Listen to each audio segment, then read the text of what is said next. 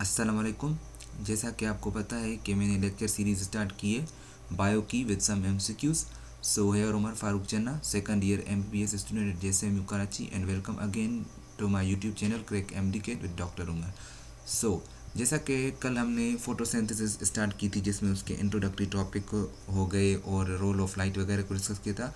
आपको मेरी रूटीन का पता है कि मैं क्या क्या करता हूँ, कि आपको लेक्चर देता हूँ और लास्ट में कुछ एमसीक्यूज देता हूँ, जिसको नेक्स्ट वीडियो में उसको मैं डिस्कस करता हूँ विद आंसर की।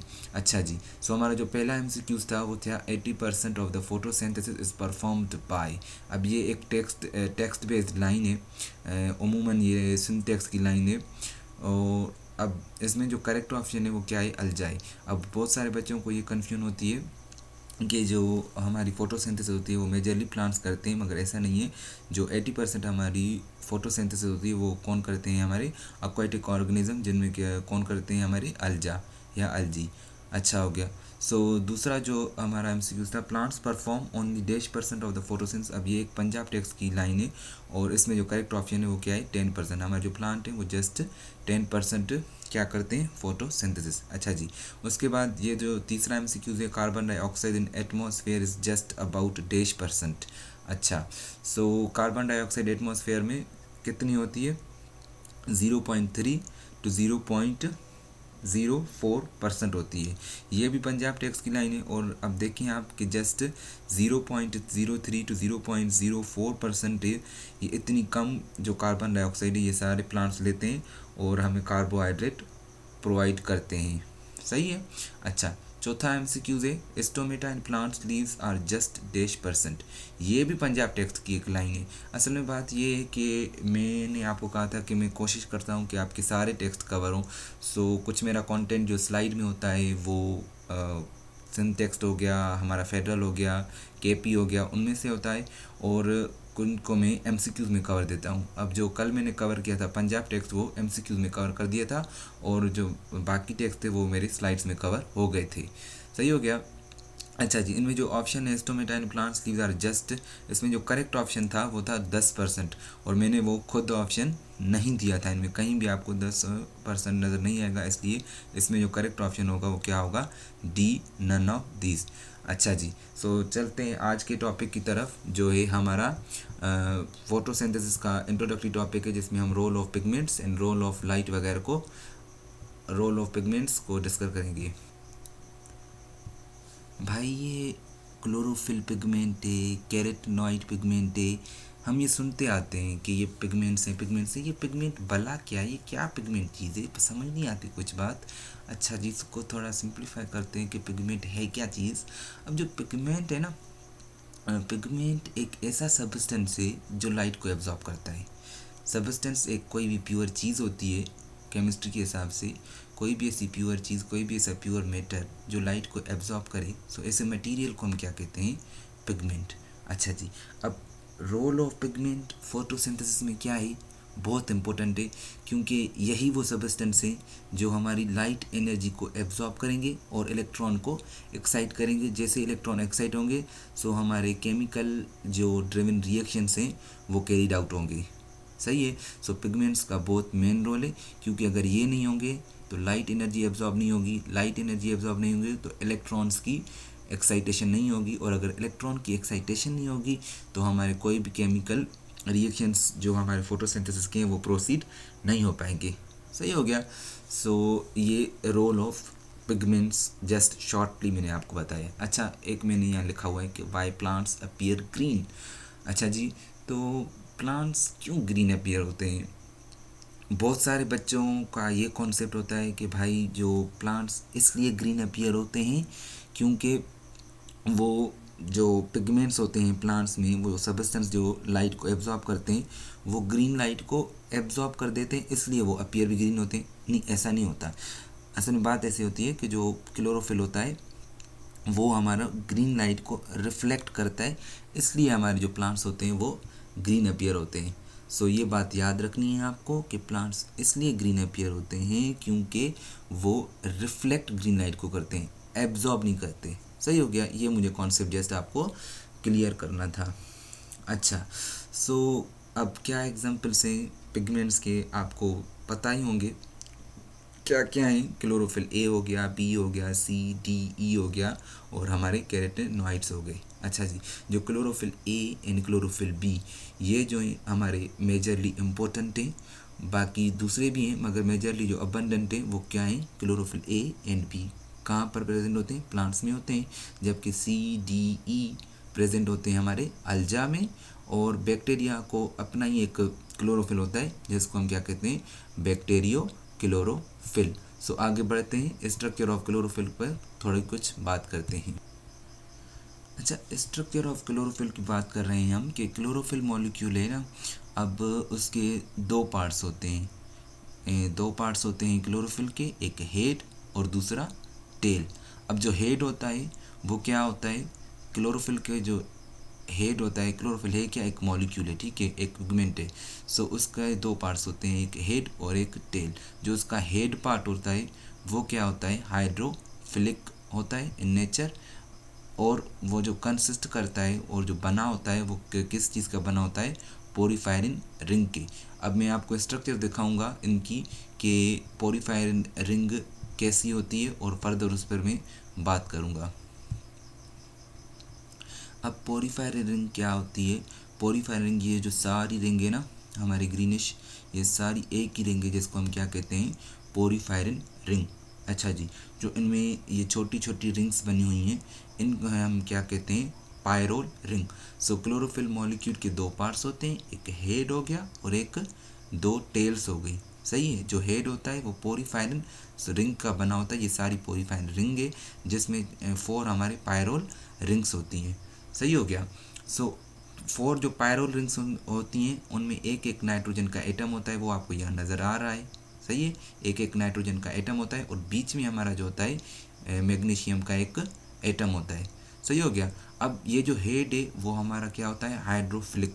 वो हाइड्रोफिलिक होता ही इन नाइट्रोजन और मैग्नीशियम की प्रेजेंस की वजह से होता है। सही है। जो हमारा टेल होता है क्लोरोफिल का, जो हमारा टेल होता है वो क्या होता है, वो हाइड्रोकार्बन इन नेचर होता है, मतलब वो जो बना होता है वो हाइड्रोकार्बन्स का बना होता है, इसलिए वो क्या होता है, हाइड्रोफोबिक होता है। और दूसरा उसका टेल होता है क्लोरोफिल का, जिसे हम मिथाइल ईस्टर भी कहते हैं। सही हो गया। सो ये एक जनरल स्ट्रक्चर थी क्लोरोफिल की। उनके स्ट्रक्चर की क्लोरोफिल में हेड होता है, उसमें 4 पायरोल रिंग्स, और उसके अलावा उसमें 2 टेल्स होती हैं, एक फाइटोल टेल और एक मिथाइल ईस्टर की टेल होती है। सही हो गया। अच्छा जी, एक मैं यहाँ बात करता चलूँ कि जो हमारी हीमोग्लोबिन प्रोटीन होती है उसकी भी सेम ही स्ट्रक्चर होती है, पोरीफायरिन रिंग वगैरह उससे भी होती है, बस फ़र्क ये होता है कि यहाँ मैग्नीशियम की जगह आयरन होता है। सही हो गया। सो ये बात भी आप थोड़ी बहुत जान लें, अच्छा ही। अच्छा, नेक्स्ट जो हमारा है वो है difference between chlorophyll A and chlorophyll B, कि क्लोरोफिल ए और क्लोरोफिल बी में इन मॉलिक्यूल्स में हमारा क्या डिफरेंस होता है। जो पहला डिफरेंस है वो स्ट्रक्चरली इनका डिफरेंस होता है। क्या है वो, कि इसकी जो कंपोजिशन है कुछ इस तरह है कि C55H72O5N4Mg, और इसकी जो कंपोजिशन है क्लोरोफिल बी की वो है C55H70O6N4Mg। अच्छा, इनको ना रट्टा लगाने की कोई ज़रूरत नहीं है, आप इनकी स्ट्रक्चर से ही अंदाज़ा लगा सकते हैं कि किसकी क्या स्ट्रक्चर बनेगी। अब इनमें डिफरेंस क्या होता है कि वैसे तो दोनों सेम होते हैं, कि इसमें भी 4 पायरोल रिंग्स होती हैं, इसमें 4 पायरोल रिंग्स होती हैं, इसमें भी फाइटोल की टेल होती है, इसमें भी फाइटोल की टेल होती है। फ़र्क ये होता है कि सेकंड पायरोल रिंग पर कुछ ग्रुप्स की चेंजिंग हो जाती है। जब सेकंड पायरोल रिंग पर हमारा मिथाइल ग्रुप आए तो वहाँ वो कौन सा क्लोरोफिल बनेगा, क्लोरोफिल ए मॉलिक्यूल बनेगा। और जब सेकंड पायरोल रिंग पर हमारा एल्डिहाइड ग्रुप आए, जिसे हम CHO कहते हैं, तो अगर ये ग्रुप आए तो वो कौन सी क्लोरोफिल बनेगी, क्लोरोफिल बी। अब इस हिसाब से आप याद रखें कि एल्डिहाइड ग्रुप में ऑक्सीजन एक्स्ट्रा है, इसलिए O6 बन रहा है। ठीक हो गया, आपको नज़र आ रहा है। अब इसमें हाइड्रोजन एक है और इसमें जो हाइड्रोजन है वो 3 है, इस हिसाब से हाइड्रोजन का नंबर जो यहाँ बढ़ रहा है क्लोरोफिल ए में। इस हिसाब से आप याद रख सकते हैं कि जिसमें एल्डिहाइड ग्रुप होगा वो क्या होगा, उसमें एक ऑक्सीजन का नंबर भी बढ़ेगा, और जिसमें मिथाइल ग्रुप होगा उसमें हाइड्रोजन का नंबर बढ़ेगा। सही हो गया। BA की आप BA इस कोड वर्ड से आप याद रखते हैं कि क्लोरोफिल बी में कौन सा ग्रुप होता है, एल्डिहाइड ग्रुप, और उसमें से आप उसका जो स्ट्रक्चरल फार्मूला होगा वो आप एमसीक्यू में पिक कर लेंगे। सही हो गया। और ये इसको ये ब्लूइश ग्रीन होता है और येलोइश ग्रीन होता है, ये इसके कुछ स्ट्रक्चरली डिफरेंस है क्लोरोफिल ए और क्लोरोफिल बी। अच्छा, जो आगे हमारा एसेसरी पिगमेंट्स होते हैं, एसेसरी पिगमेंट्स के कैसे हम कहते हैं कि जो मतलब ऐसे पिगमेंट्स हों, ऐसे सब्सटेंसेस हों जो हमारे एक्स्ट्रा चीज़ों को कवर कर लें, ऐसी चीज़ों को हम क्या कहते हैं, एसेसरी। जैसे हमारे सॉक्स हो गए, जोराबे जैसे हम कहते हैं, सॉक्स हो गए। सो ऐसी चीज़ें जो हमारी एसेसरी हैं, ठीक है, मतलब एक्स्ट्रा चीज़ों को कवर करें, इन्हें हम क्या कहते हैं, एसेसरी। अब एसेसरी पिगमेंट्स, ऐसे पिगमेंट्स हैं ये कैरोटिनॉइड्स, और ये क्या करते हैं, ये एब्जॉर्ब करते हैं ब्लू वायोलेट लाइट को। एक बात मैं आपको बताता चलूँ कि ये ब्लू वायोलेट लाइट तो क्लोरोफिल ए और क्लोरोफिल बी भी एब्जॉर्ब करते हैं। फ़र्क ये है कि वो रेंज जो क्लोरोफिल ए और क्लोरोफिल बी नहीं कर पाएंगे, उन्हें ये कैरोटिनॉइड्स हमारे एसेसरी पिगमेंट्स कर लेंगे। सही है। अब दूसरी बात क्या है कि ये जो होते हैं टर्पेनॉइड्स इन नेचर होते हैं, मतलब हमारा लिपिड का एक क्लास है टर्पेनॉइड, और ये लिपिड कौन सी हैं, टर्पेनॉइड लिपिड्स हैं। ठीक हो गया। दूसरा ये कुछ कॉन्सेप्ट था कि कैरोटिनॉइड्स की कुछ इकसाम होती हैं, वैसे तो बहुत सारी होती हैं मगर आपके टेक्स्ट में जस्ट दो ही बताई गई हैं, ज़ेंथोफिल एंड द कैरोटीन। जो ज़ेंथोफिल होती है वो येलो इन कलर होती है, जिसका मेन एग्जांपल ल्यूटीन है, और कैरोटीन में हमारी बीटा कैरोटीन होती है जिसमें का रेड कलर होता है। अच्छा, एक बात ये भी कि बीटा कैरोटीन हमारी ब्लड प्लाज्मा में भी होती है, इसलिए हमारे यहाँ का ब्लड का रेड या येलोइश कलर भी अपीयर होता है। सही है। सो ये कॉन्सेप्ट था हमारा कैरोटिनॉइड्स का। अच्छा, उसके बाद जो है वो फोटो सिस्टम है कि फोटो सिस्टम क्या होता है। फोटो सिस्टम ऐसे होता है कि arrangement of pigments in thylakoid membrane is called photo system. कि थैलेकॉइड मेम्ब्रेन ऑफ क्लोरोप्लास्ट में कैसे अरेंज होंगे हमारे पिगमेंट्स, वो एसेसरी हों या हमारे क्लोरोफिल ए और बी मॉलिक्यूल, वो कैसे अरेंज होंगे, इन सारी उनकी अरेंजमेंट को क्या कहते हैं हम, फोटो सिस्टम। अच्छा जी, अब जो फोटो सिस्टम होते हैं उनके दो पार्ट्स होते हैं। एक होता है हमारा लाइट हार्वेस्टिंग कॉम्प्लेक्स या एंटीना कॉम्प्लेक्स। अब एंटीना जैसे नहीं होता है डिश टीवी एंटीना जो सिग्नल्स को कवर करता है, ये भी आप ऐसे याद रख सकते हैं कि ये भी ऐसे इसी किस्म का एक एंटीना है जो मुख्तलिफ रेडिएशंस को कवर करेगा। जो और दूसरा इसका पार्ट होता है फोटो सिस्टम का, जिसे हम क्या कहते हैं, रिएक्शन सेंटर। अच्छा जी, अब एंटीना कॉम्प्लेक्स हो या रिएक्शन सेंटर हो, इन दोनों में क्लोरोफिल ए मॉलिक्यूल्स प्रेजेंट होंगे, मगर रिएक्शन सेंटर में जो हमारे क्लोरोफिल ए मॉलिक्यूल्स प्रेजेंट होंगे वो मेम्ब्रेन बाउंड होंगे, इसलिए वो थोड़े मुनफरद होंगे और उनसे ही रिएक्शन स्टार्ट होगा। ये बात आपको याद रखनी है कि एंटीना कॉम्प्लेक्स हो उसमें क्या क्या होगा, कि कैरोटिनॉइड्स होंगे, क्लोरोफिल बी होंगे, क्लोरोफिल ए भी होंगे, मगर जो रिएक्शन सेंटर में होंगे वो जस्ट क्लोरोफिल ए होंगे, और वो क्या होंगे, मेम्ब्रेन बाउंड होंगे। और अगर वो मेम्ब्रेन बाउंड होंगे इसलिए वहाँ पर रिएक्शन स्टार्ट होगा। सही है।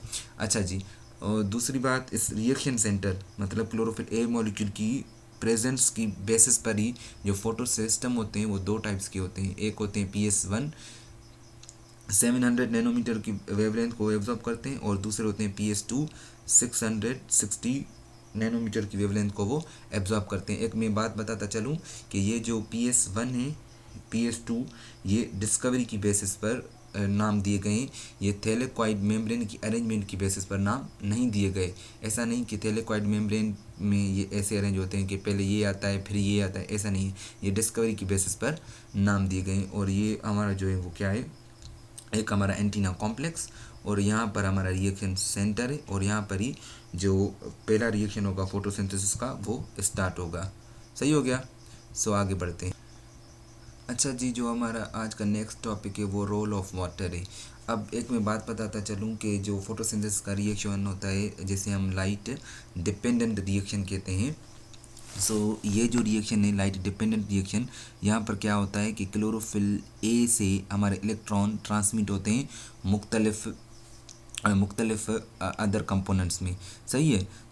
ये जो रिएक्शन है वो तो हम बाद में पढ़ेंगे। अब ये बात आप जान लें कि क्लोरोफिल ए से मॉलिक्यूल जो इलेक्ट्रॉन होते हैं वो इमिट होते हैं। सही है। अगर एक बार क्लोरोफिल ए से इलेक्ट्रॉन इमिट हो गए तो दूसरी बार कहाँ से आएंगे, ये सवाल बनता है। सो दूसरी बार कौन देगा इलेक्ट्रॉन क्लोरोफिल को, मतलब ये मैं ये कहना चाह रहा हूँ कि एक बार अगर क्लोरोफिल से इलेक्ट्रॉन चले गए मगर वो मतलब वो अपनी रिड्यूस स्टेट से ऑक्सीडाइज्ड स्टेट में चला गया, तो फिर उसे फिर से रिड्यूस कौन करेगा, उसे जो रिड्यूस करेगा वो हमारा वाटर करेगा। कैसे करेगा वो इंशाल्लाह हम नेक्स्ट वीडियो में डिटेल में पढ़ेंगे, जब फोटोसिंथेसिस का पहला रिएक्शन पढ़ेंगे। सही है। सो वाटर का रोल क्या होता है फोटोसिंथेसिस में कि ये इलेक्ट्रॉन देता है किसको, क्लोरोफिल को, और प्रोटॉन देता है। अब प्रोटॉन इसके कहाँ जाते हैं, वो NADH2 को मिलते हैं, NAD को मिलते हैं, जो NADH2 में कन्वर्ट हो जाता है। अब ये बात हो गई, इसका रोल हमें पता चल गया कि वाटर का रोल क्या है फोटोसिंथेसिस में। आई होप सो आपको समझ आ गया होगा। अच्छा, इसमें अब ये कन्फ्यूजन थी साइंटिस्ट को कि जब हमारा ग्लूकोज बन रहा है कि तो ग्लूकोज में जो ऑक्सीजन होती है वो ऑक्सीजन कार्बन डाइऑक्साइड से आती है कि हमारी वाटर से आती है, या जो फोटोसिंथेसिस में जो एटमॉस्फेयर में ऑक्सीजन रिलीज होती है वो हमारी वाटर से आती है कि कार्बन डाइऑक्साइड से आती है। इस कन्फ्यूजन को जस्ट एक हाइपोथाइज किया था हमारा वॉन नील ने, एक साइंटिस्ट था जिसने कहा था कि जो ऑक्सीजन रिलीज होती है वो वाटर से होती है। उसने जैसे एक हाइपोथेसिस दिया था, मतलब एक बात कही थी जिसको आगे चलकर एक्सपेरिमेंटली साइंटिस्ट ने प्रूव कर दिया था। किसकी बेसिस पर, जब रेडियो एक्टिव ऑक्सीजन हमारा डिस्कवर हुआ था। सही है। सो जब ये डिस्कवर हुआ था तब भी हमारा प्रूव हो गया था कि जो हमारा एटमॉस्फेयर में ऑक्सीजन रिलीज़ होती है वो किस में से होती है, वाटर में से होती है, ना कि हमारी कार्बन डाइऑक्साइड से। ये एक्सपेरिमेंट परफॉर्म किया गया था प्लांट्स की बेसिस में। पहले ग्रुप के प्लांट्स में ऐसे वाटर को यूज़ किया गया था जिसमें रेडियो एक्टिव ऑक्सीजन था। दूसरे ग्रुप ऑफ प्लांट्स में ऐसी कार्बन डाइऑक्साइड यूज़ की गई थी जिसमें हमारी ऑक्सीजन क्या थी, रेडियो एक्टिव थी। सो जब रिज़ल्ट आए तो पहले जो प्लांट्स थे, पहले ग्रुप वाले प्लांट्स थे, उनमें ऑक्सीजन वो रिलीज़ हुई थी, रेडियो एक्टिव रिलीज़ हुई थी। इसलिए हमें पता चल गया कि जो ऑक्सीजन एटमॉस्फेयर में आती है वो कहाँ से आती है, वाटर में से आती है, ना कि कार्बन डाइऑक्साइड में। और यहाँ पर ये एक्सपेरिमेंट प्रूव हुआ था। अच्छा, ऐसे जो मेरी डेली रूटीन की बेसिस पर फिर से MCQs आ गए और आप इनको एक बार अच्छे से रीड आउट ले लें और इंशाल्लाह कल मैं इनको सही से डिस्कस करूँगा, या आप इनका रीड आउट ले लें कि मैं फिर भी रीड कर रहा हूँ। कि पहला है कि carotenoids are present in A human eye, B chloroplast, C bile juice, D all. दूसरा है which of the following pigments resemble the action spectrum produce on the basis of Engelmann experiment. A chlorophyll, B xanthophyll, carotenoids, और ये इसके option. Photosynthesis occurs in A green leaf, B green stem, C guard cell and D all of this. अच्छा, इनके आप पढ़ें और मुझे comment में आंसर करें, और प्लीज़ व्यू करें, लाइक करें, शेयर करें, और कमेंट मुझे करें कि इनके क्या आंसर होंगे, और इंशाल्लाह नेक्स्ट वीडियो में इनको मैं फर्दर डिस्कस करूँगा। तब तक के लिए अपना ख्याल रखें। अल्लाह हाफ़िज़।